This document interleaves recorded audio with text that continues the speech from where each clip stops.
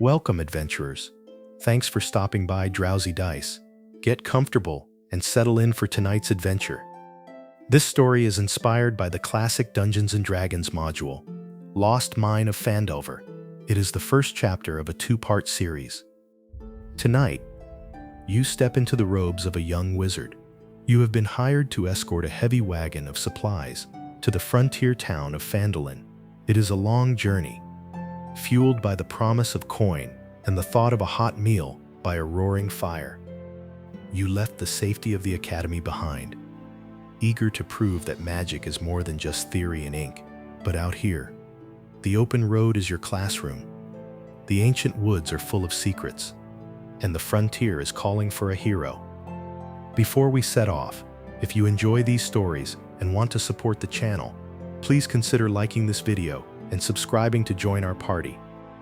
But for now, let the world fade away and let the story begin. The rain started an hour ago. It's not the kind of downpour that soaks through everything and makes you miserable. It's a steady, patient rain that drums softly against the canvas stretched over the wagon bed. The sound is almost musical, each drop finding its own note against the treated fabric. The air smells clean and alive, carrying the scent of wet pine needles from the forest on either side of the high road, and the rich, dark smell of earth drinking deep after weeks of dry weather. You sit near the back of the wagon, your traveling pack wedged between you and the wooden side rail to cushion the constant jostling. The road here is well maintained, but decades of merchant traffic have carved permanent ruts into the packed dirt, and the wagon wheels find them faithfully, rocking you in a gentle, repetitive sway. It's the kind of motion that could put you to sleep if you weren't so curious about your traveling companions. The supplies for Gundren Rockseeker are stacked in the center of the wagon bed, covered with their own layer of oiled canvas, crates of mining equipment, mostly, picks and hammers, coils of rope, and several heavy barrels that slosh slightly with each bump. Lamp oil, probably. Gundren had been in such a hurry when he hired you in Neverwinter, explaining something about a discovery, an old claim, brothers waiting in Phandalin. He'd ridden ahead 2 days ago with a companion, a map clutched in his weather-worn hands, and excitement bright in his eyes. Your job was simple: deliver the supplies, collect your payment, maybe stay for a hot meal. But you're not making this journey alone. Thorn sits across from you, his broad shoulders taking up more than his fair share of space. He's a human fighter in his early 30s, built like someone who spent equal time carrying heavy armor and wielding heavier weapons. His leather cuirass is scarred and darkened with age, buckled over a shirt that might have once been white but has faded to the color of old parchment. A long sword rests across his knees, the blade still sheathed, but his hand rests on the pommel with the casual readiness of someone who's drawn it more times than he can count. What strikes you most about Thorn is how still he is. While you shift to find comfortable positions and Orin fidgets with his holy symbol, Thorn simply exists in his space, like a boulder in a stream. His face is weathered, marked by a thin scar that runs from the corner of his left eye to his jawline. But his dark eyes are sharp and watchful. He's not scanning for threats exactly, more like he's reading the world around him the way you might read a book, taking in details and filing them away. "First time on the frontier?" he asks suddenly, his voice a low rumble that somehow carries over the rain without seeming loud. You admit that it is. Most of your training has been in cities, libraries, the structured environment of the academy, where magic was taught with careful precision. Thorn nods slowly, as if you've confirmed something he already suspected. Phandalin's different from Neverwinter. Smaller, quieter, but frontier towns have their own kind of trouble. Not the organized crime or political games you get in cities. Just simpler problems. Goblins, bandits, things that need straightforward solutions. There's something reassuring about the way he says it. Not dismissive of the dangers, but matter of fact. Problems exist. You deal with them. You've heard from the other travelers at the inn that Thorn spent 10 years as a caravan guard, protecting merchant wagons along the tradeway. He's seen ambushes, fought off raiders, dealt with everything from bugbears to simple highway robbery. He doesn't tell war stories or brag about past victories. He just carries himself with the quiet confidence of someone who's still alive because he's good at his job. Why Phandalin, you ask? Why leave the caravans? Thorn's expression softens slightly. The closest you've seen to a smile. Got tired of the road always moving. Figured it was time to find a place that stays put. Gundren says Phandalin needs skilled hands. Sounds like a good place to put down some roots. Across from Thorn, Orin finally looks up from the wooden holy symbol he's been turning over in his hands. Or he's just getting old, and his knees can't take the wagon benches anymore. The comment is delivered with such perfect timing, and such a gentle, teasing warmth, that even Thorn's stoic expression cracks into something resembling amusement. Orin is younger than both of you, probably mid-20s, with an open, friendly face that seems incapable of deception. He's a halfling cleric, devoted to Lathander, the Morning Lord, and he carries that devotion in everything he does. His travel robes are a warm golden yellow beneath a practical gray cloak, and his curly brown hair is pulled back with a leather cord to keep it out of his eyes. A wooden shield leans against the wagon side next to him, painted with Lathander's symbol, a rising sun in brilliant reds and golds that seems almost too cheerful for the rainy afternoon. Where Thorn is all stillness and watchful quiet, Orin is constant, gentle motion. He shifts to look at the passing trees, turns the holy symbol between his fingers, taps his foot in time with the rain. It's not nervous energy exactly, more like someone who finds it physically difficult to be bored. He's been humming on and off for the past hour, little fragments of hymns and traveling songs that blend with the sound of the rain. The Morning Lord teaches us to find light in all places, Orin had explained. When you first met him at the hiring post in Neverwinter, Phandalin is a new beginning for a lot of people. Settlers, merchants, adventurers, everyone's trying to build something. That feels like the right kind of place for someone who worships new beginnings. You liked him immediately. There's something deeply genuine about Orin, a sincerity that's refreshing after years in academic circles, where everyone guards their words like precious secrets. He'd been traveling with a group of pilgrims heading to the Tribor Trail, but decided to branch off toward Phandalin after hearing about the settlement's need for a local healer. The timing had been perfect. Gundren needed guards for his supply wagon, and the three of you had ended up in the same hiring hall on the same morning. Besides, Orin continues, grinning at Thorn, someone needs to make sure you don't brood yourself into an early grave. I've seen statues with more expression. I don't brood, Thorn says flatly. I observe. You brood, you and Orin say at the same time, and the moment of shared humor settles something warm in your chest. It's only been 2 days since you set out from Neverwinter, but already there's an ease between the three of you. Thorn's steady competence balances Orin's bright optimism, and you find yourself falling naturally into the role of the one who notices things others might miss, the academic who turns observation into understanding. The rain continues its steady percussion against the canvas. You pull your traveling cloak tighter, not because you're cold exactly, but because there's something comforting about the weight of it. The wool is thick and well made, a gift from your mentor before you left the academy. It smells faintly of the cedar chest where it was stored, mixed now with wood smoke from last night's campfire and the clean scent of rain. Orin reaches into his pack and produces a wrapped bundle. Anyone hungry? I've got some of that cheese from the market, and there's still half a loaf of the good bread. The three of you share the simple meal, passing the food back and forth across the wagon bed. The cheese is sharp and creamy, the kind that's been aged in a cave somewhere. And the bread, despite being a day old, is still good, dense and hearty with a thick crust. It's not fancy, but right now, with the rain creating a cozy curtain of sound around you, and the comfortable presence of your companions, it's exactly what you need. What about you? Thorn asks, nodding in your direction as he tears off a piece of bread. What brings a wizard to a frontier settlement? Can't imagine Phandalin has much need for theoretical magic. You explain that you're not sure. Exactly. You graduated from the academy with high marks, but without a clear path forward. Some of your classmates accepted positions as court wizards, or joined the military as battle mages. Others disappeared into research libraries, or took apprenticeships with established wizards. But you'd felt drawn to something different, something more practical. The idea of using magic to solve real problems for real people, rather than debating abstract theories in comfortable towers.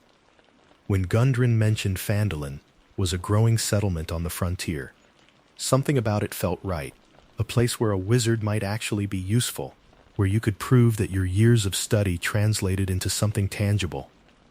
That's good, Orin says warmly. The world has enough people who hoard knowledge. It needs more who share it. The conversation drifts into comfortable silence after that. You watch the landscape roll by through the gap between the canvas and the wagon side. The forest here is thick with pine and oak, their branches heavy with rain. Every so often you catch a glimpse of something moving in the underbrush. A deer, startled by the wagon's passage, bounding away with fluid grace. A fox sits on a fallen log, watching you pass with intelligent eyes before melting back into the ferns. The high road continues to wind through gentle hills. This is good country, fertile and green. The kind of land that draws settlers looking to start farms or establish trade posts. Phandalin sits at a crossroads, Gundren had explained, where the high road meets the Tribor Trail, a natural gathering point for travelers and merchants. The town had been destroyed by orcs years ago, but was slowly being rebuilt by determined settlers. Thorn shifts slightly, his attention focusing on something ahead. You follow his gaze and see it too. The road curves around a bend where an old oak tree leans out over the path. There's something in the road, dark shapes that don't belong. Hold, Thorn says quietly to the wagon driver, a hired man from Neverwinter who's been silent for most of the journey. The wagon slows, wheels crunching on wet gravel. As you get closer, the shapes resolve into detail. Two motionless horses sprawled across the road, their bodies bristling with black feathered arrows. They're still in their harnesses, and you can see the remnants of a wagon or cart they'd been pulling, now overturned in the ditch beside the road. Supply crates are scattered in the mud, some split open, their contents spilled and trampled. The rain continues its steady drumming, but inside the wagon, everything has gone quiet and alert. You climb down from the wagon, your boots splashing in a puddle as you land. The rain immediately finds the gap between your collar and neck, a cold trickle that makes you shiver. Thorn is already moving, his hand now gripping his sword hilt properly, eyes scanning the tree line. Orin drops down beside you, his shield already unslung and ready. You approach the scene carefully, your mind already working through what you're seeing. The arrows are crude but effective, the kind goblins use. The attack was recent. The blood hasn't fully washed away despite the rain. The horses were killed in their traces, which means the ambush was sudden. Whoever was driving didn't have time to react. Goblins, Thorn confirms, kneeling beside one of the arrows, probably lying in wait for merchant traffic. Your heart sinks as you notice something else. One of the scattered crates has markings you recognize. Gundren's mark. The dwarf and his companion must have come this way. The ambush must have been meant for them. Behind you, movement in the trees. Your hand goes to your spell component pouch instinctively, and you see Thorn turn, sword sliding free of its sheath with a whisper of steel on leather. 4 goblins step out from behind the trees, their greenish skins slick with rain. They're small, barely 3 feet tall, but they move with a twitchy, aggressive energy that makes them seem more dangerous than their size suggests. They wear bits of scavenged armor, leather scraps, a dented helmet, pieces of chainmail that don't quite fit. Each one carries a crude bow or a rusted short sword. For a heartbeat, everyone is still. The goblins stare at you with yellow eyes. The rain falls. The forest holds its breath. Then the lead goblin raises its bow, knocking an arrow with jerky movements. You're faster. The words of the spell are already forming on your lips, familiar syllables that you've practiced 10,000 times in the safety of the academy. Your hands move through the precise gestures, and you feel the magic gather, responding to your will like water flowing downhill. It's a simple spell, one of the first you ever learned, but it's perfect for this moment. Sleep. The magic rolls out from you in an invisible wave, a soft, irresistible blanket of enchantment. It washes over the goblins like a warm tide, and they don't even have time to look surprised. The lead goblin's bow goes slack. Its eyes flutter closed. It sways for a moment, then topples forward into the mud with a soft thump. The others follow in quick succession, dropping where they stand, their crude weapons falling from limp fingers. Just like that, it's over. The whole thing took maybe 5 seconds from the moment the goblins appeared to the moment they were all snoring in the rain. No violence, no blood, just 4 sleeping figures sprawled in the mud, like children who fell asleep during a game. Thorn looks at the sleeping goblins, then at you, and something that might be approval flickers across his weathered face. Deficient. Orin is already moving forward, checking each goblin to make sure they're truly asleep and not feigning. He looks up with a relieved smile. They'll wake up in a few minutes with bad headaches and no memory of how they got here. Well done.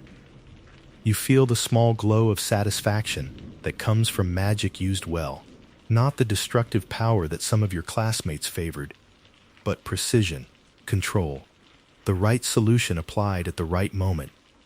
But the satisfaction fades quickly as your attention returns to the overturned wagon and the scattered supplies. Thorn is already examining the area more carefully, and what he finds confirms your fears. The tracks in the mud tell a clear story.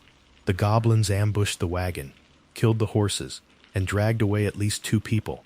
The trail leads east, into the forest, toward what looks like a narrow game trail that winds between the trees. They took prisoners, Thorn says, his voice grim.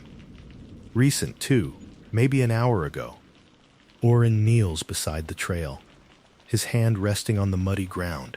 When he looks up, there's a determined set to his jaw that you haven't seen before. We have to help them. You feel the weight of the decision settling on your shoulders. The smart thing, the safe thing, would be to continue to Phandalin and report this to whatever authorities exist there. But an hour is a long time for prisoners in goblin hands. And if one of those prisoners is Gundren... Thorn looks at you, waiting for your call. Orin is already standing, shield ready, clearly expecting you to make the right choice. The rain continues to fall, soft and patient, washing away the blood and the footprints, erasing the evidence of violence from the high road. You make your decision. You're going after them.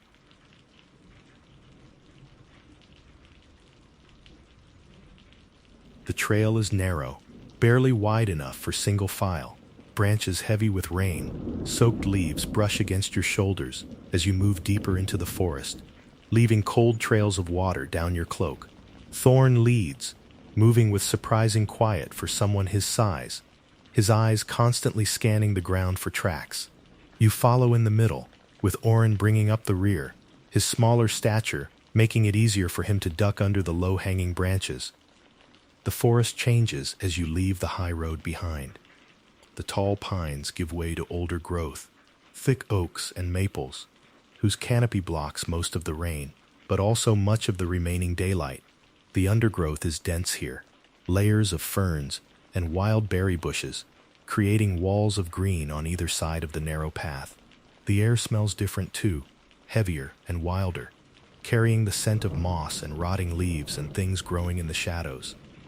The trail follows the natural contours of the land, winding between trees and overexposed roots that snake across the path like sleeping serpents.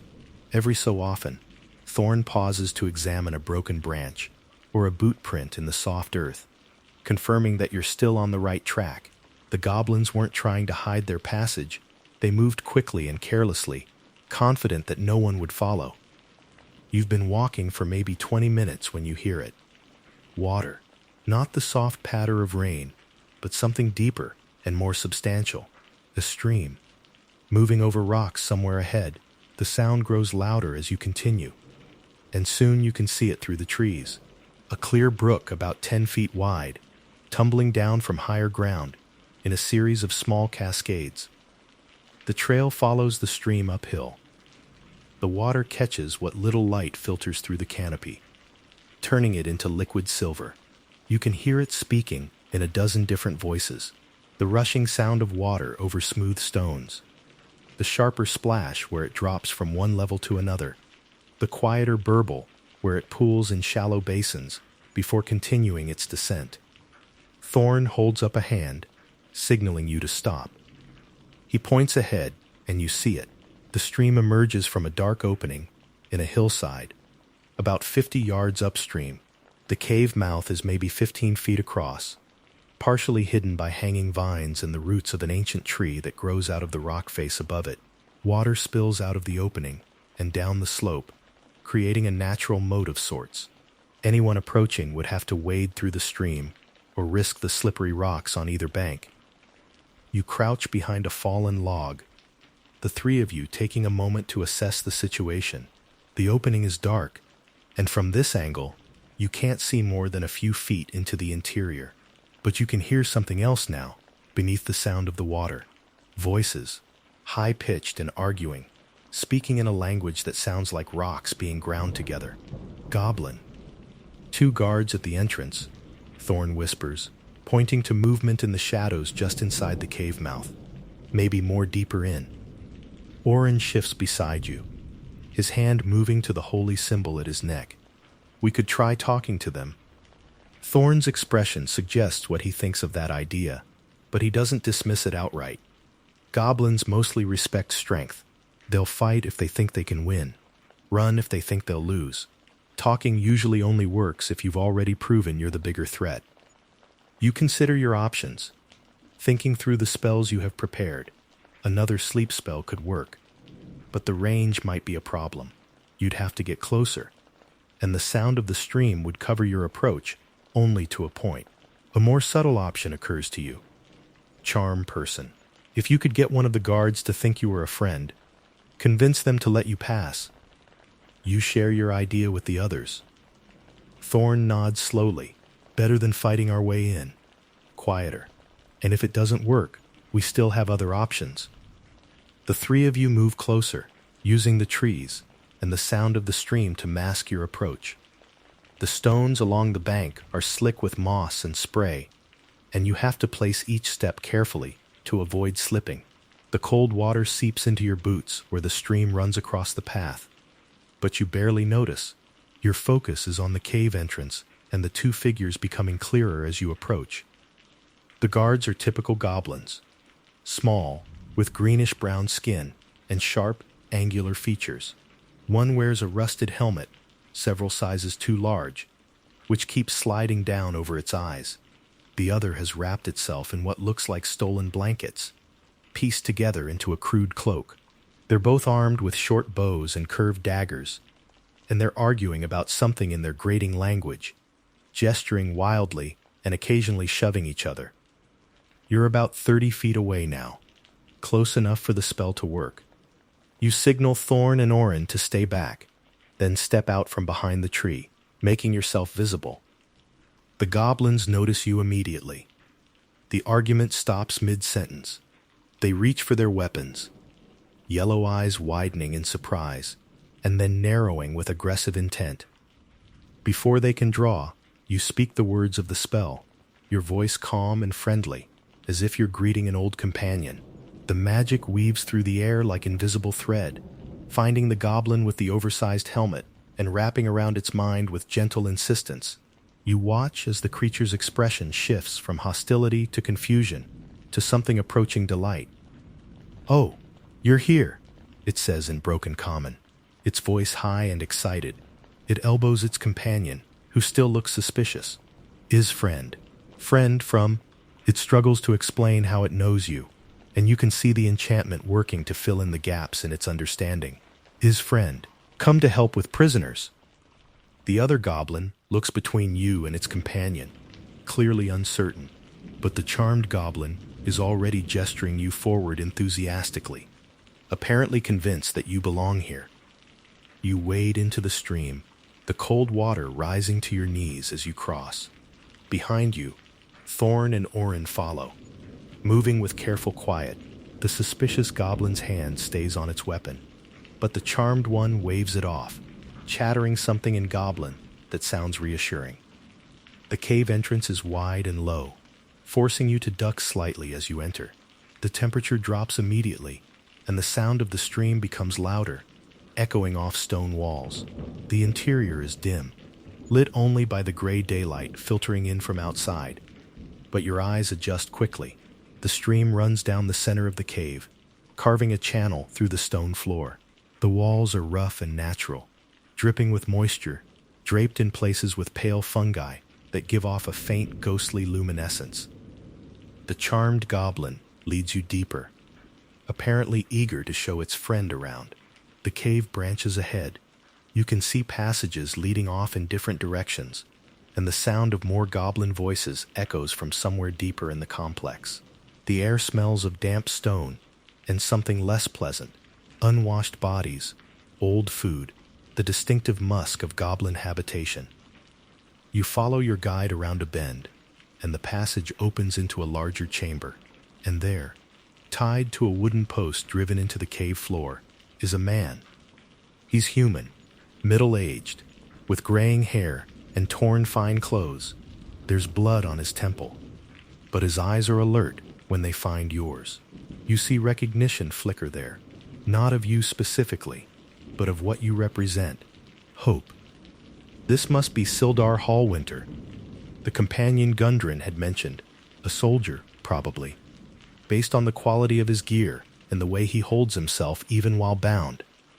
The charmed goblin is still chattering away, apparently explaining something about guard rotations. You need to act quickly. The spell won't last much longer, and you can hear more goblins moving in the adjoining chambers. You catch Sildar's eye and make a small gesture. Stay quiet. Stay still. He gives the tiniest nod of understanding. Thorn and Orin have positioned themselves at the chamber entrance, ready to handle any goblins that might wander in. You turn to your charmed guide and ask, with the same friendly tone, if it would mind checking on something in the next chamber. The goblin seems delighted to be helpful and scurries off without question. The moment it's gone, you move to Sildar. The ropes binding him are thick hemp, tied in complex knots that would take too long to work free manually, but you don't need to touch them.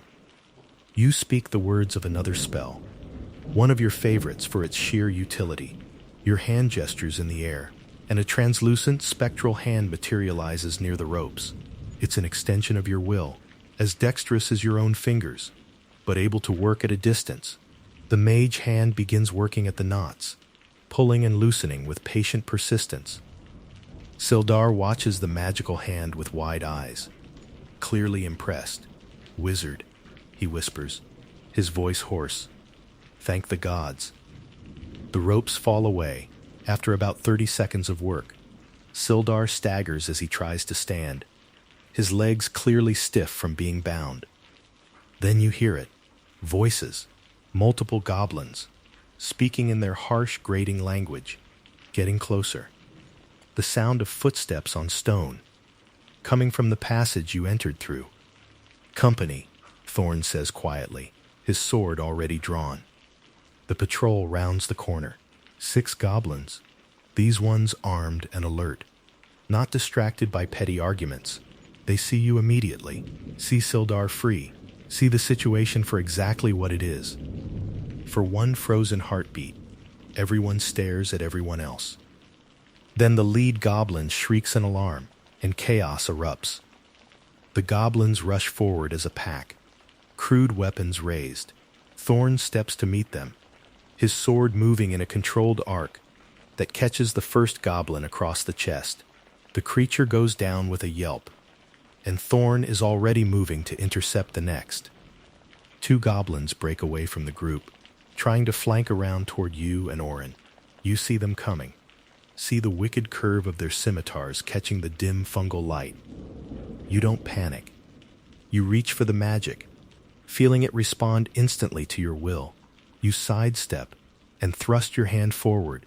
A bolt of crackling fire shoots from your palm, striking one goblin in the shoulder and sending it stumbling backward.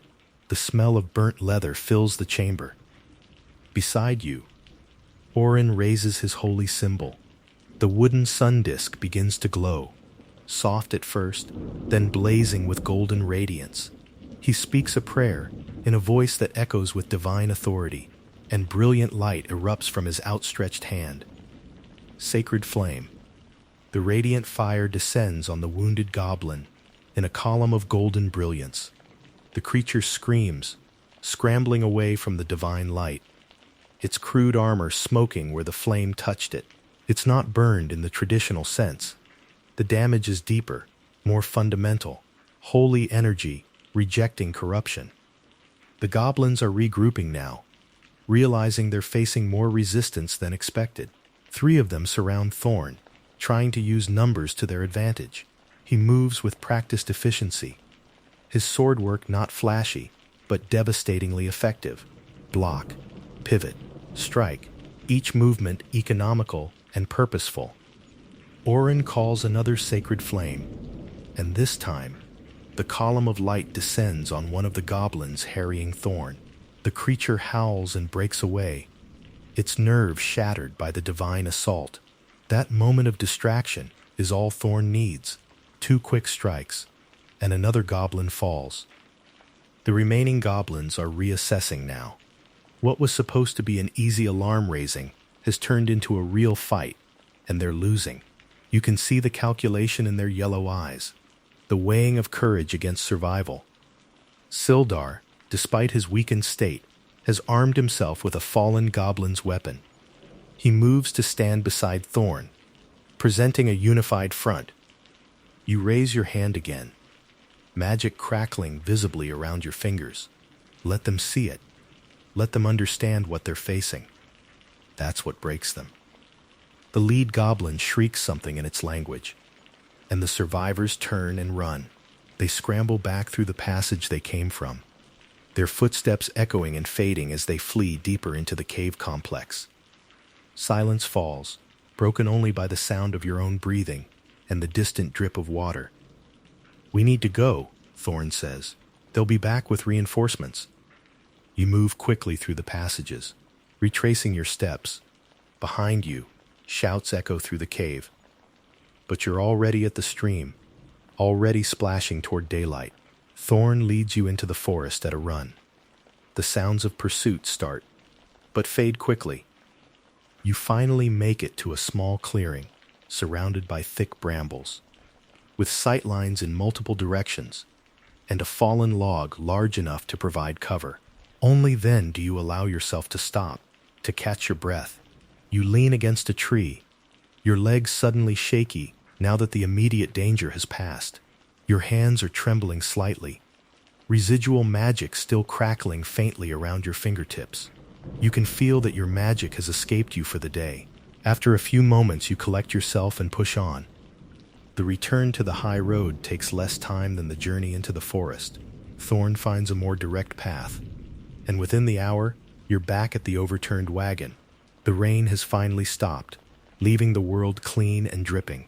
The sleeping goblins are long gone, either awakened and fled, or collected by their companions. Either way, you're not inclined to investigate. The wagon driver, who'd waited with admirable patience, is visibly relieved to see all 4 of you alive.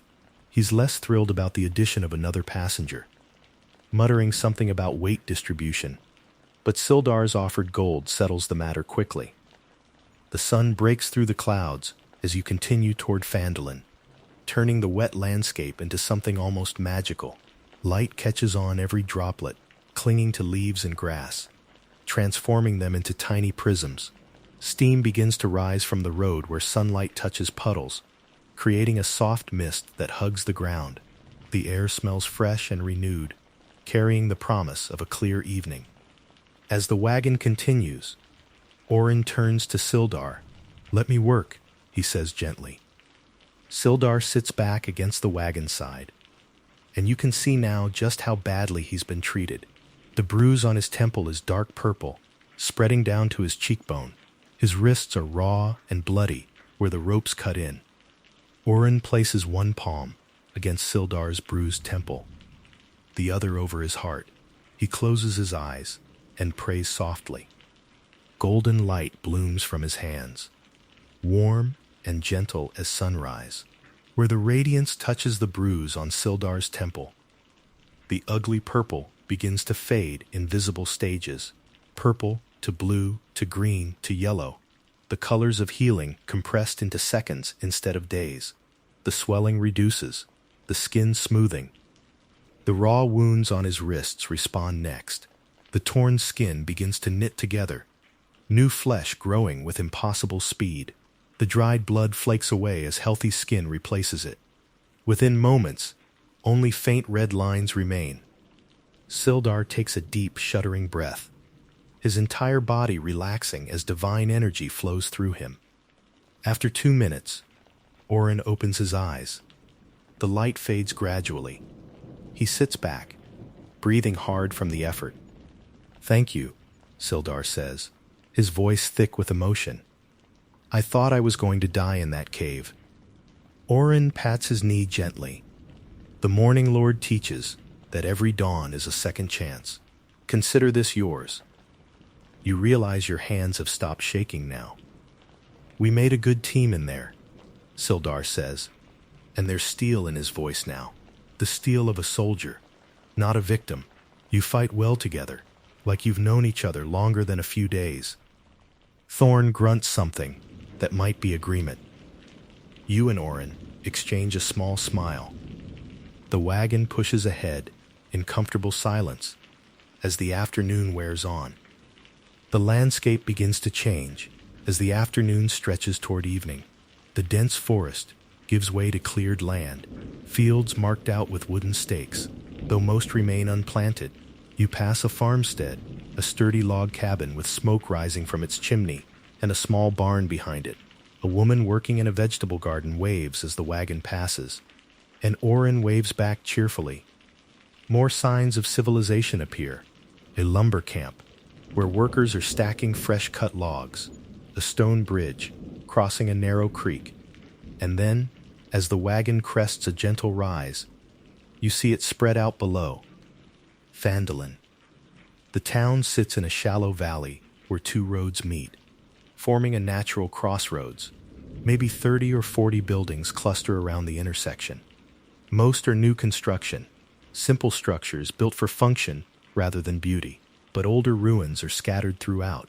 Stone foundations where buildings once stood, the bones of the old town slowly being rebuilt. At the heart of it all sits a larger building that can only be the inn, 2 stories tall, with actual glass in the windows and warm light spilling out. A painted sign hangs above the door, showing a shield and a barrel. The promise of shelter pulls at you like a physical force. The wagon rolls down the hill and into town. People look up from their evening tasks as you pass, their gazes curious but welcoming. The wagon pulls to a stop in front of the inn. You climb down carefully, your legs stiff from hours of sitting. The timber frame is solid, the joints precisely cut. Someone built this place to last. The door opens before you can knock, and warmth spills out along with the most wonderful smell. Cooking food, wood smoke, and something baking. A man stands in the doorway, middle-aged and broad-shouldered, with the kind of face that looks like it smiles often. He's wiping his hands on a white apron, and his eyes move quickly over your group, taking in your wet clothes and tired faces. "Well now," he says, his voice carrying the warm accent of the north.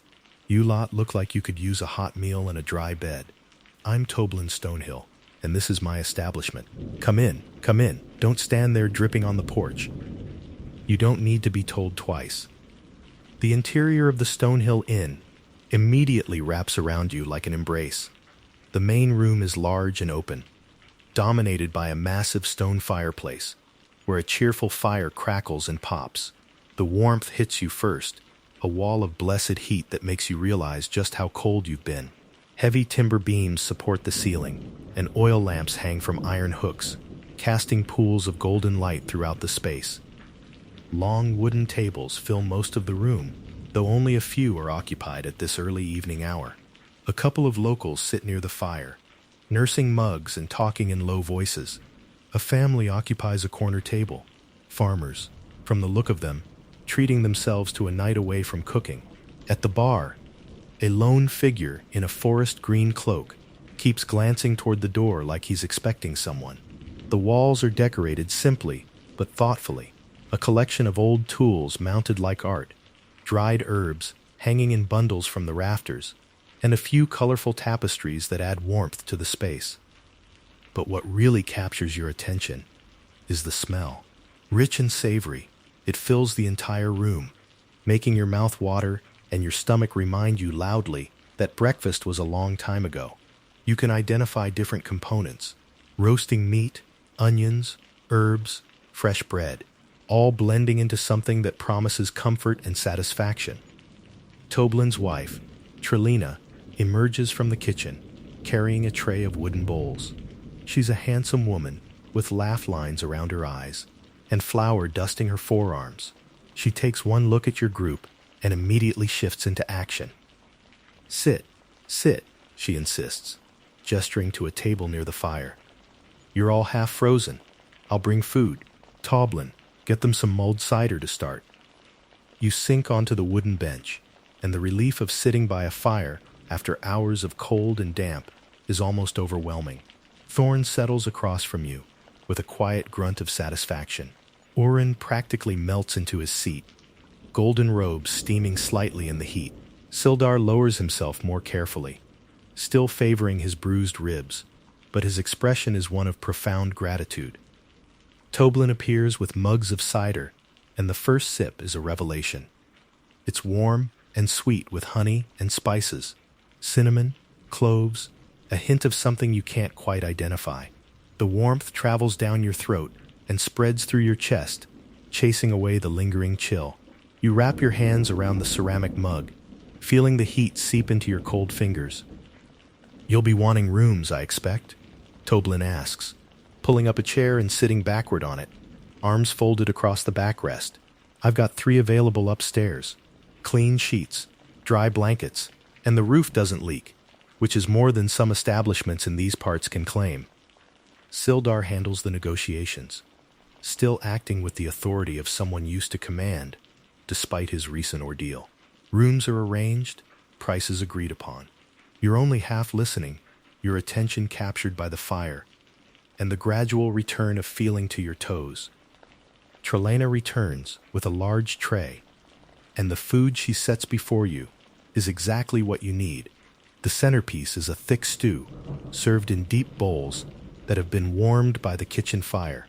It's a hunter's stew, chunks of venison cooked until tender, swimming in a rich brown gravy thick with root vegetables, carrots and parsnips, potatoes that have gone soft and creamy, pearl onions that have turned sweet in the cooking. The broth has been flavored with herbs, thyme and bay leaf, you think, and maybe a splash of dark beer that adds depth and a subtle bitterness to balance the richness. Alongside the stew comes bread, and not the travel-hard stuff you've been eating for days. This is fresh from the oven, the crust crackling when you break it, releasing a cloud of yeasty steam. The inside is soft and still warm, with an airy texture that speaks of patient kneading and proper rising. There's butter, too, pale yellow and creamy, already beginning to melt when you spread it on the hot bread. You take the first spoonful of stew, and it's everything you hoped for. The meat is tender enough to fall apart at the touch of your spoon, rich and gamey in the way that venison is. The gravy is perfectly seasoned, salty enough to satisfy, but not so much that it overwhelms. The vegetables have absorbed the flavors of the meat and broth, each one offering a slightly different texture and taste. The potatoes practically dissolve on your tongue. The carrots still have a bit of firmness to them, and the onions provide little bursts of sweetness. The warmth from the food is different from the warmth of the fire or the cider. This warmth builds slowly from within, spreading outward from your core. With each bite, you feel strength returning, the exhaustion of the day beginning to transform into the pleasant heaviness of a body that knows it will soon rest. Your shoulders, which have been tight with tension since the ambush, finally begin to relax. Your breathing deepens and slows. Around you, your companions are having similar experiences. Thorn eats with focused efficiency, but you can see the contentment in his eyes. Orin makes small sounds of appreciation between bites, clearly delighted by every mouthful. Even Sildar, who must be experiencing a mix of emotions after his ordeal, seems to find some peace in the simple act of eating a good meal in a safe place. The bread is perfect for soaking up the gravy, and you use it to chase the last bits around your bowl. The combination of the soft, butter-enriched bread and the savory stew is simple but sublime. By the time you finish, you feel fundamentally different, not just fed, but nourished, cared for. Toblin returns with a second round of cider and settles back into his chair. "So," he says, conversationally, "what brings travelers to Phandalin, besides my wife's cooking, which is admittedly reason enough?" Sildar takes the lead, explaining in broad strokes about being hired to guard a supply wagon, the goblin ambush, and one companion taken. He's careful not to mention Gundren by name yet, probably wanting to assess the situation before revealing too much. Toblin's expression darkens. Goblins have been more active lately. Bolder, too. He pauses, choosing his words carefully. "Though I'll be honest with you, goblins aren't our most immediate problem right now. Gang calling themselves the Red Brands moved into town a few months back. Ruffians and bullies, led by a man who calls himself Glassstaff. They've taken over the old Tresendar Manor on the east side of town and are running a protection scheme, demanding coin from businesses, roughing up anyone who objects. Town doesn't have a proper militia yet, and they know it. We've sent requests to Neverwinter, but frontier towns learn quickly we're mostly on our own." You can hear the frustration in Toblin's voice. These are good people who just want to build a life, being taken advantage of by those with fewer scruples and more willingness to use violence. Orin has been listening quietly, but now he speaks up, his voice firm. "How many Red Brands are there?" "Dozen, maybe more," Toblin says. "Hard to get an exact count. They don't all stay at the manor. Some rent rooms around town. Make sure everyone knows they're watching." You exchange glances with your companions. Thorn's expression is unreadable, but you know him well enough now to recognize the slight tightening around his eyes. He doesn't like bullies. Orin's jaw is set in that determined way that means he's already planning to help. And you came to the frontier to be useful, to do something that mattered. This matters. But that's a problem for tomorrow. Right now, exhaustion is catching up with all of you, hitting harder now that you're warm and fed and safe. Toblin seems to read your state accurately. "Let me show you to your rooms. Early start tomorrow if you need it. But for tonight, you should rest." The rooms upstairs are simple but clean, exactly as promised. Yours is small, with a narrow bed, a washstand, and a wooden chest for belongings. But the sheets are indeed clean, smelling faintly of lavender. And when you test the mattress, it gives with comfortable softness. After days of sleeping on the ground or hard wagon benches, it looks like paradise. You wash, using the basin of water provided, cleaning away the day's grime. Your clothes are still damp, but there's a hook by the small fireplace where you can hang them to dry overnight. Someone, probably Trelina, has left a thick nightshirt folded on the chest, and you change into it gratefully. The bed is even better than it looked. The mattress is stuffed with straw and feathers, creating a nest that shapes itself around you as you lie down. The pillow has the perfect density, soft enough to be comfortable, but firm enough to support your neck. The blankets are heavy wool, the kind that traps heat and creates a cocoon of warmth. You can hear rain starting again outside, a soft patter against the window glass, but you're dry and warm and safe in a real bed with a roof overhead. You can hear the faint sounds of the common room below, muffled voices, and the occasional laugh. The building creaks and settles around you like a living thing finding comfort for the night. Your last thought before sleep takes you is that you haven't slept in a bed like this in weeks, maybe months, and tomorrow there will be new challenges. The red brands, finding Gundren, understanding what you've stumbled into. But right now, in this moment, you are exactly where you need to be. Sleep comes like a gentle wave, pulling you under into dreamless darkness.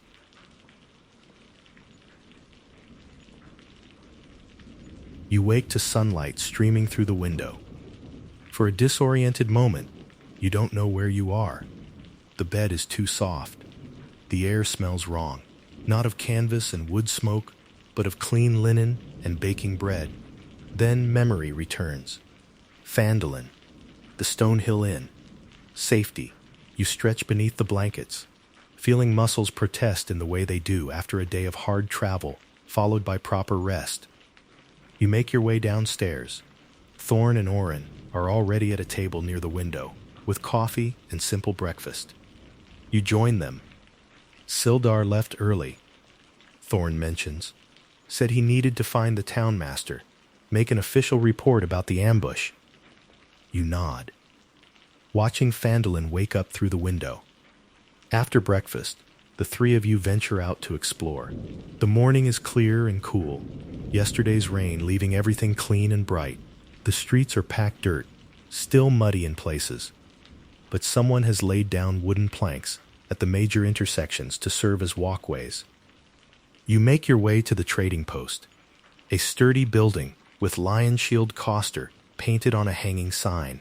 But as you approach, you see that the front door is hanging at an awkward angle, one hinge torn completely free from the frame. The wood around the lock is splintered, showing fresh damage. Inside, a woman is struggling with the heavy oak door, trying to lift it back into position. She's sharp-eyed and capable-looking, with the practical efficiency of someone who runs a business alone. But right now, her face is tight with frustration. "Let me help," Thorn says, stepping forward without waiting for an invitation. The woman, Lynn Graywin you learn, looks up with surprise, but doesn't argue. Thorn takes the weight of the door easily, positioning it against the frame while examining the damage. "Red brands?"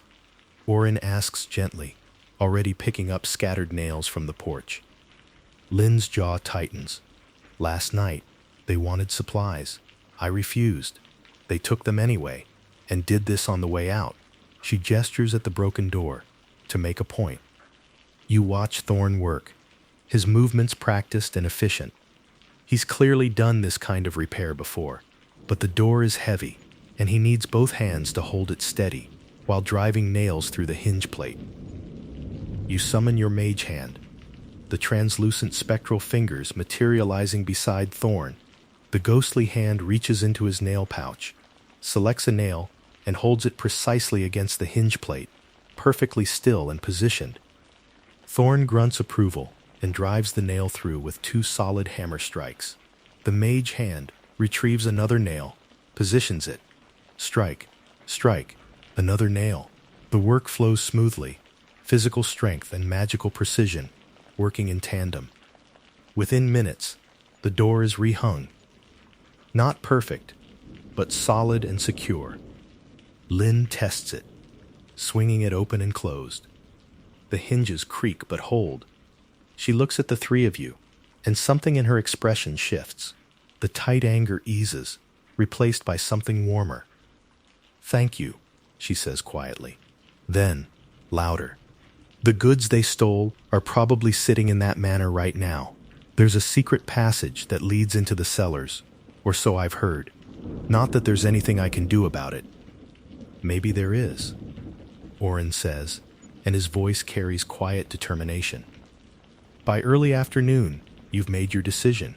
So have Thorn and Orin, judging by their expressions when you reconvene at the inn." "The manor," you say simply. Thorn nods. "Tonight, while most of them are out drinking." Orin's hand rests on his holy symbol. "People are suffering. we can help. Sildar finds you as you're making preparations. He's spent the day talking to townsfolk and has reached the same conclusion. The Red Brands operate out of Tresendar Manor, old estate on the East Hill.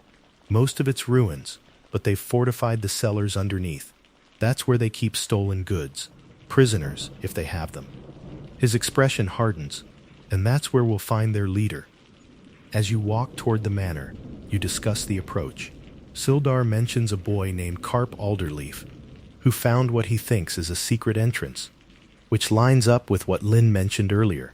The plan takes shape, simple, direct, with contingencies if things go wrong. As the sun begins to set, painting Phandalin in shades of gold and amber, the four of you make your way toward the eastern hill.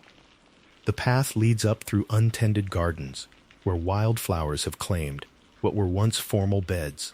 Purple lupines and wild roses bloom in cheerful defiance of neglect, their petals catching the evening light. The scent of honeysuckle drifts on the breeze.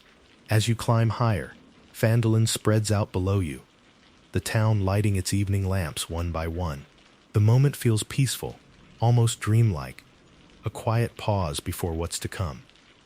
Then you crest the final rise, and Tresendar Manor reveals itself in full. The manor sits at the hill's crown, massive walls of dark gray granite rising 20 feet high in places. Whole sections have collapsed outward, leaving jagged teeth of stone pointing at the sky. The eastern wing has collapsed entirely, overgrown with ivy and wild grapevines, but the western section still stands, 3 stories of stone and timber, with windows like empty eyes. But there are signs of recent occupation. Smoke stains on an intact chimney, fresh paths worn through the overgrowth, crude new carpentry reinforcing walls. The Red Brands have made this place their headquarters, but they treat it like a temporary camp. They use it without caring for it.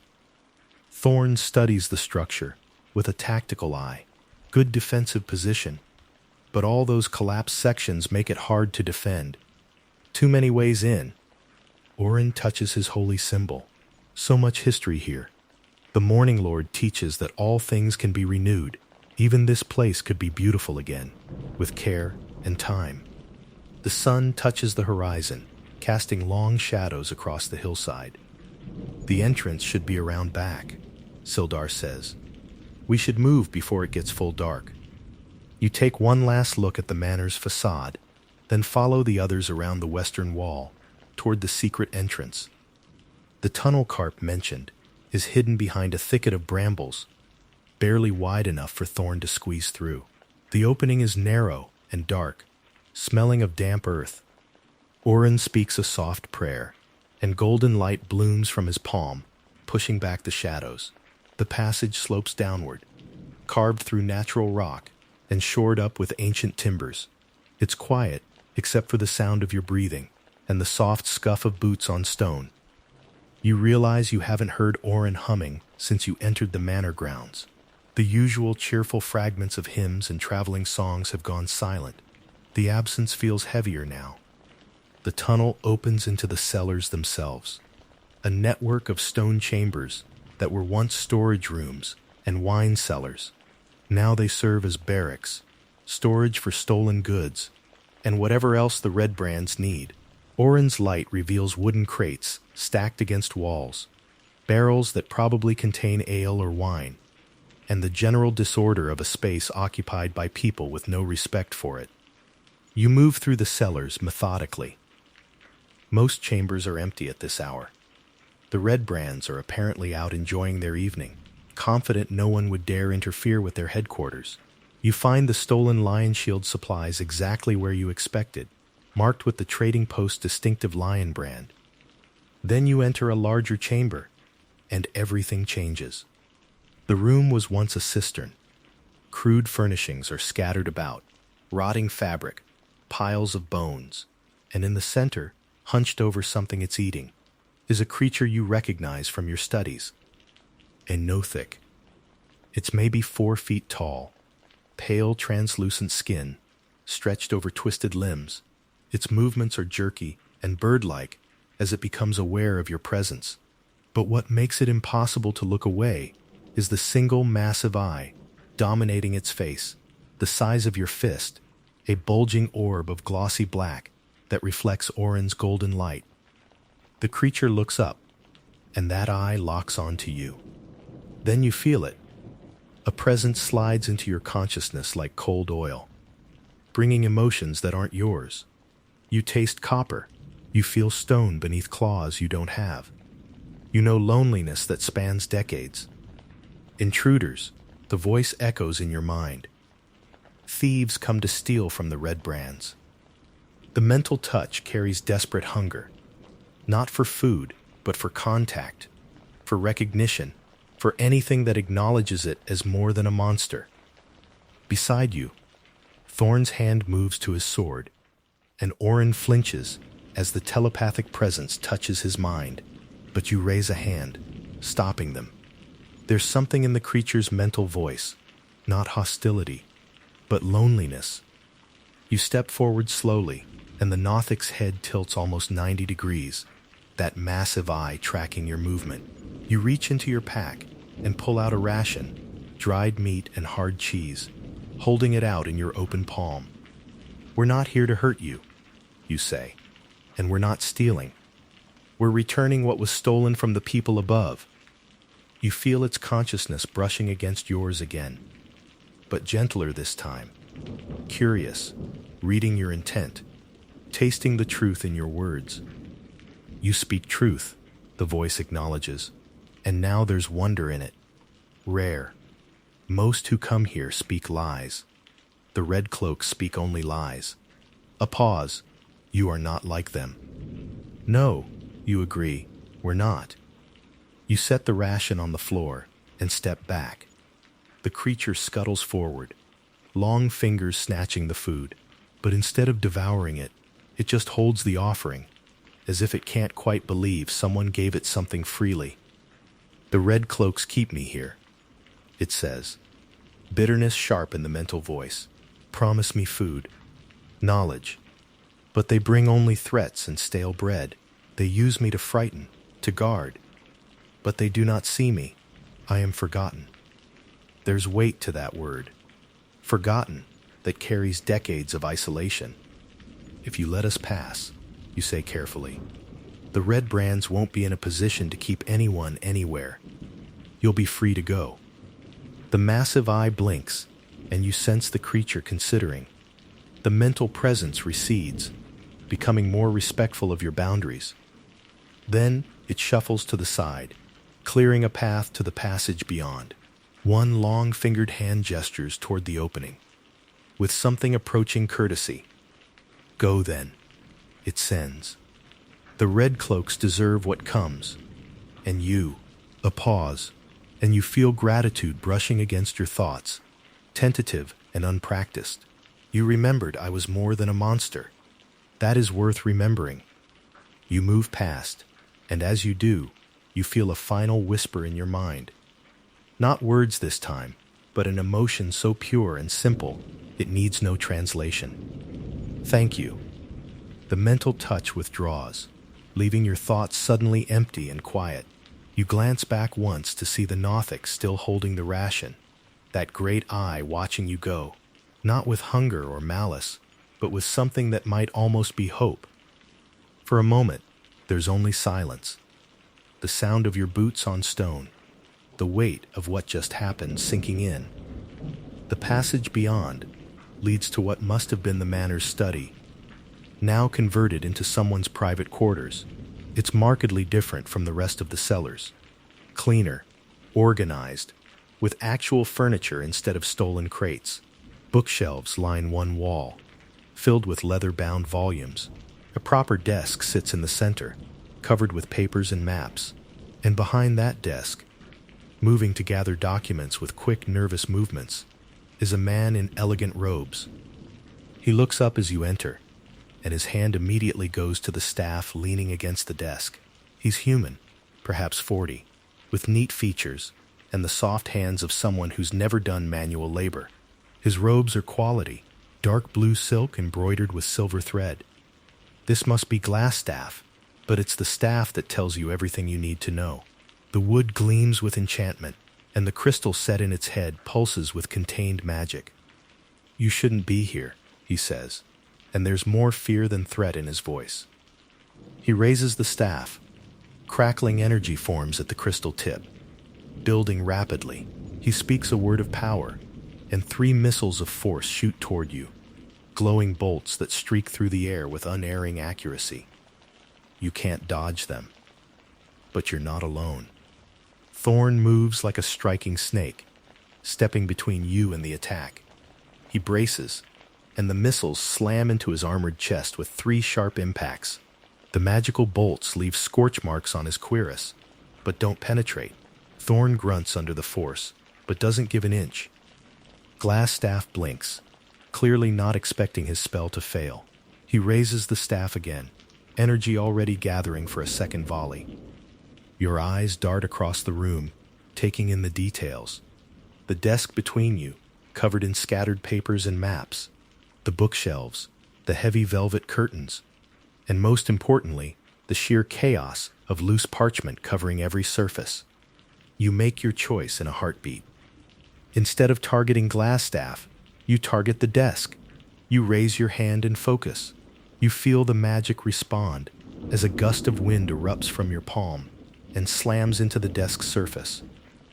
The effect is immediate chaos. Hundreds of sheets of parchment explode upward in a sudden storm. Maps unfurl and wrap around Glassstaff's head. Letters scatter and swirl in violent eddies. Reports flutter like panicked birds. The air fills with a blizzard of white and cream-colored paper, spinning and tumbling in the magical wind. Glassstaff stumbles backward, clawing at the maps plastering themselves across his face. A detailed chart of the region wraps around his eyes like a blindfold. He tries to speak the words for his next spell, but a swirl of letters fills his mouth mid-syllable. The gathering energy at his staff tip sputters and dies. "Now," you say. Thorn drops his shield and moves. 3 quick steps through the falling paper storm, and he's on Glassstaff. One hand catches the wizard's wrist, twisting the staff away. The other sweeps his legs. Glassstaff goes down hard, the breath knocked from his lungs. Before he can recover, Thorn has him pinned, one knee planted firmly in the small of his back. The fighter produces rope from his belt and begins binding the wizard's hands. Glassstaff struggles, but it's useless. Within seconds, he's thoroughly secured, still spitting out pieces of parchment and gasping for air. You walk forward calmly and pick up the fallen staff. The wood is smooth, ancient yew, and the crystal set in its head still pulses faintly with protective enchantments. A staff of defense, if you're reading the runes correctly, worth a considerable fortune, and far better than anything you could afford as a new graduate. You set it carefully aside. This will need proper examination later. Papers continue to drift slowly to the floor around you, settling like snow after a storm. "That's enough from you," you say quietly. Not angry, not triumphant, just stating a fact. This situation is under control. The search of the desk reveals what you're looking for: a letter, written in a careful hand, detailing operations, and signed with a spidery symbol. More importantly, there's a detailed map showing the location of Cragmaw Castle, marked in red ink. You fold it carefully and tuck it into your pouch. There's also a small lockbox. Thorn steps in to pry the simple box open, and inside you find 75 gold pieces, Red Brand profits, you assume, and 3 vials of healing potion, their red liquid glowing faintly in orange light. You distribute the potions among your group. These could save a life on the road to Cragmaw Castle. But there's something else. A manifest listing, guests. A polite word for prisoners. The Dendrar family, Myrna, Nars, and Nilsa, being held in the cells below. You hurry and find them in a converted storage room that's been fitted with a heavy door and an iron lock. The lock is good quality. Someone took care to make this prison secure, but Thorn makes short work of it. You push the door open slowly, and Oren's soft golden light spills into the darkness beyond. For a moment, you can't see anything. The room is small and windowless, and the air is stale. Then your eyes adjust, and you see them. A woman and 2 children sit together against the far wall, huddled close for warmth and comfort. The mother has her arms wrapped protectively around her children, creating a small fortress of family in the darkness. When the door opens and light spills in, they look up. Their faces are pale, eyes wide, hair disheveled. You can see the cautious hope in their expressions, the struggle to believe this might be real. "It's okay," Oren says gently, kneeling slowly to meet the children's eyes at their level. "We're here to help. You're safe now." The woman stares at you for a long moment. She's younger than you expected, maybe 30, with dark hair that's come loose from its braid. Her children stay close to her. A boy of about 10 and a girl perhaps 8, with her mother's dark curls. You're not Red Brands," she says, and there's careful hope in her voice. "No," you confirm, stepping into the cell but keeping your distance, giving them space. "We're here to help. I'm going to get you out of here. Can you walk?" The woman, Myrna Dendrar, you'll learn, nods and begins to stand. Oren is there immediately, offering a steady hand to help her up. The children rise beside her, staying pressed against their mother's sides. You notice the girl shivering. Without thinking, you unfasten your traveling cloak and drape it around her small shoulders. It's far too big, pooling on the ground around her feet, but she pulls it tight with both hands and looks up at you. For the first time since the door opened, she smiles. Just a small thing, tentative but genuine. "Thank you," she whispers. "You're welcome," you whisper back. Myrna gathers her children close, and you can see her straightening. Her spine lengthens, her shoulders pull back. The mother who will walk her family out of this place and back into the light. "We're ready," she says, and her voice is stronger now. The walk out of the cellars is slow but steady, and you wouldn't have it any other way. Each step away from that cell matters. Each door passed, each turn in the corridor, each foot of distance is a small victory. You can see it in the Dendrar's posture, the way Myrna's shoulders straighten incrementally with every yard, the way Narza's grip on his mother's hand loosens slightly as the cell recedes behind him, the way Nilsa, wrapped in your cloak, starts to look around with curiosity instead of fear. Thorn leads the way, Glassstaff stumbling ahead of him with bound hands, still muttering threats that grow less convincing with each step. You and Oren flank the family, not crowding them but close enough that they know they're protected. Sildar brings up the rear. The path down the eastern hill winds through terraced gardens, gone wild. In the fading light, you can see where formal flower beds have been claimed by wildflowers. Purple and yellow blooms sway in the evening breeze, softening the edges of what had been rigid order. The air smells sweet here, and clean. All traces of the manor's mustiness left behind with every step. You pause for just a moment, letting the Dendrars catch their breath, letting them feel the open air and see the sky again. Nilsa reaches out to touch a purple lupine, her small fingers gentle on the petals. The simple act, a child touching a flower, feels like its own kind of victory. Phandalin spreads out below you, and the town has begun its evening ritual of lighting lamps. Windows glow warm and golden, one by one, as families settle in for the night. You can see the main crossroads clearly from here, the intersection where the high road meets the Trebor Trail, and the Stonehill Inn at its heart, its windows the brightest of all.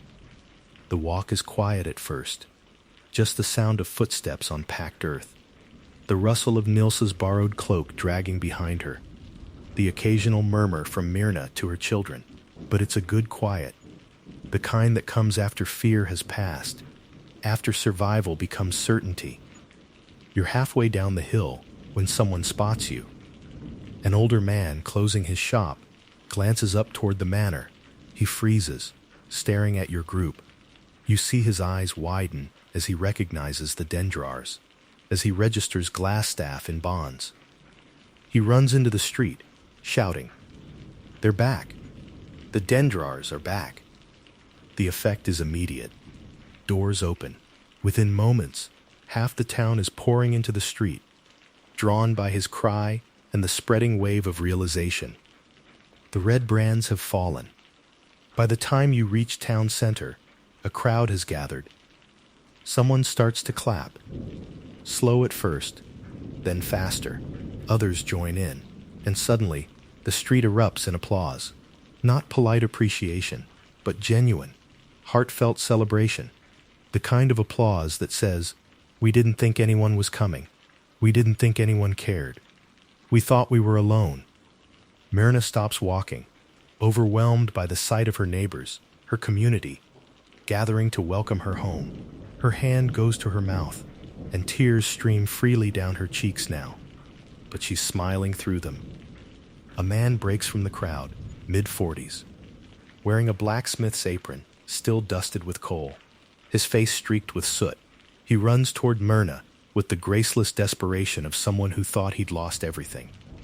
"Theron," Myrna breathes. And then they're together, the whole family collapsing into an embrace that's half sob, half laugh. Husband and wife clinging to each other, while Nars and Nilsa press between them.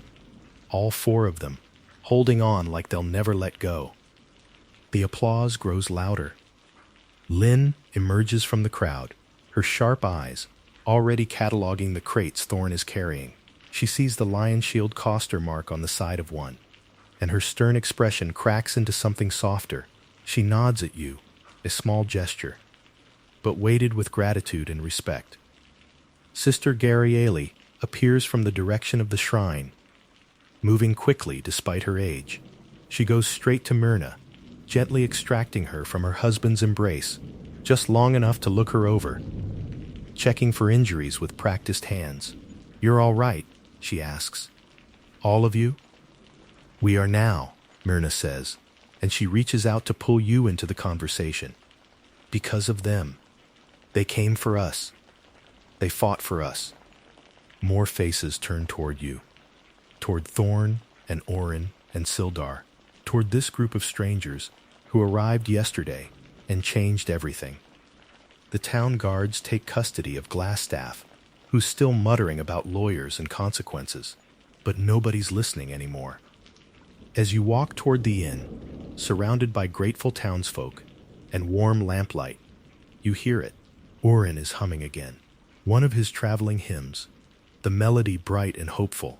The sound makes you smile. These people know your name now. They'll remember what you did. And Phandalin feels less like a stopping point and more like something that matters. Inside the Stonehill Inn, the common room is warm and alive with celebration. Toblin presses food and drink into your hands. Townfolk want to hear the story, to thank you personally. But eventually, as the evening wears on and exhaustion settles into your bones, you excuse yourself and climb the stairs to your room. The room is exactly as you left it this morning, but it feels different now. Not just a rented space, but a sanctuary. The fire has burned down to glowing embers, but the room is still warm. The window is open just a crack, letting in cool evening air that carries the scent of wood smoke. But up here, it's peaceful, safe. You move to the washstand and pour water into the basin. The water is cool and clean, and you splash it on your face, washing away the day. You strip off your traveling clothes and fold them over the chair. The nightshirt is where you left it, and you pull it on gratefully. The linen is soft and well worn, settling against your skin like a familiar friend. The bed beckons, sheets turned down, pillow plumped, blankets folded at the foot, ready to be pulled up. After everything today, it looks like the most beautiful thing you've ever seen. You cross the room and sit on the edge of the mattress. It gives under your weight with that perfect amount of resistance, the feathers and straw forming to support you. For a moment, you just sit there, feeling your muscles unlock and release, your spine settling, your shoulders dropping away from your ears. Then you lie back, and the relief is immediate and profound. The pillow cradles your head at exactly the right angle. The mattress supports your back, while letting your hips and shoulders sink slightly deeper. You reach down and pull the heavy wool blanket up, settling it over yourself like a blessing. The weight of it is grounding, anchoring you to this moment, this place, this feeling of absolute safety. You can hear the buildings settling around you, the old timbers creaking as they cool, the soft sound of footsteps in the hallway. Below, the celebration is winding down, voices growing quieter, more intimate. Soon the inn will sleep too, everyone finding their own peace. Outside your window, rain begins to fall, just a gentle patter at first, then growing steadier. The sound is soothing, rhythmic, creating a cocoon of white noise that wraps around you. But you're dry and warm and safe, in a real bed, with a roof overhead, with companions who trust you, and a community that's grateful to you. Your eyes grow heavy. The rain becomes a lullaby. The warmth of the blanket seeps into your bones. The mattress seems to embrace you, holding you safe while you rest. Sleep comes easily this time, not like last night's exhausted collapse, but a gentle, satisfied drift, like slipping into warm water, like coming home. And so, adventurers, that's where we'll leave part 1 of our story tonight. You arrived in Phandalin expecting a simple delivery job. Instead, you rescued a soldier from goblin captivity, freed a family from cruel imprisonment, and helped a frontier town find its courage again. You showed that magic isn't just about power. It's about choosing when to fight and when to show mercy. The Nothic will remember your kindness. The Dendrar family will remember their rescue, and Phandalin will remember the day the Red Brands learned they weren't untouchable after all. You've made friends.